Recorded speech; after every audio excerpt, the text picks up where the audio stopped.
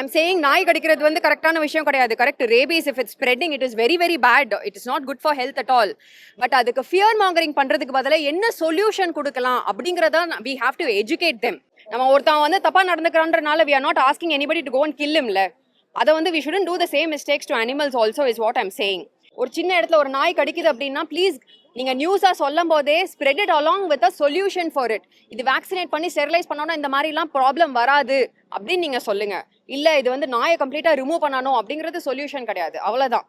It's as simple as that.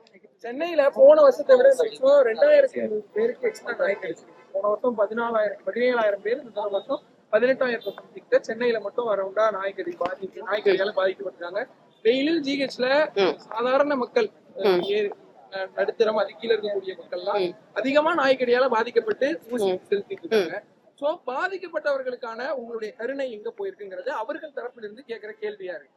See, எனக்கு even I have got rabies shot. நான் இப்போ I think ஒரு 6 months முன்னாடி I got a rabies shot. பூனை எனக்கு ஸ்கிராச் பண்ணிடுச்சுன்னு சொல்லிட்டு I got a rabies shot. அந்த ரேபீஸ் ஷாட் நான் போடுறதுமே வந்து it is considered as a non rabies patient ஆயிட மாட்டேன். சரி, நீங்க கவுண்ட் சொல்றது வந்து it could be, I don't know if you are talking about the rabies patient, if you are talking about the rabies shot வாங்கினவங்க.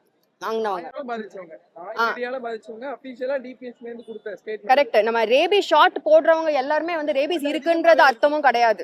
Rabies வந்து diagnose பண்றவங்க கம்மி தான்.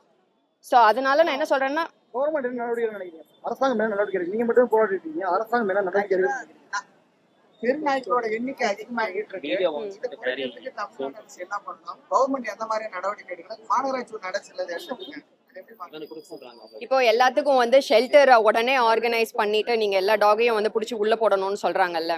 அதுக்கு பதிலா if they can help us vaccinate all of them. ஒரு shelter பண்றதுக்கும் ஒரு 2000 ஷெல்டர் உங்களுக்கு தேவைப்படும். மொத்தம் 4.5 லட்சம் நாய் இருக்கு நம்ம தமிழ்நாட்டுல. அதை போடுறதுக்கு அட்லீஸ்ட் 2500 ஷெல்டராவது உங்களுக்கு தேவைப்படும். அந்த ஷெல்டருக்கு, அந்த 2500 ஷெல்டருக்கு எத்தனை பேர் வேலைக்கு வரணும், எவ்வளவு ஒர்க் இருக்கு. அதுக்கு பதிலா please spend the money on vaccination. Give it to NGOs like this.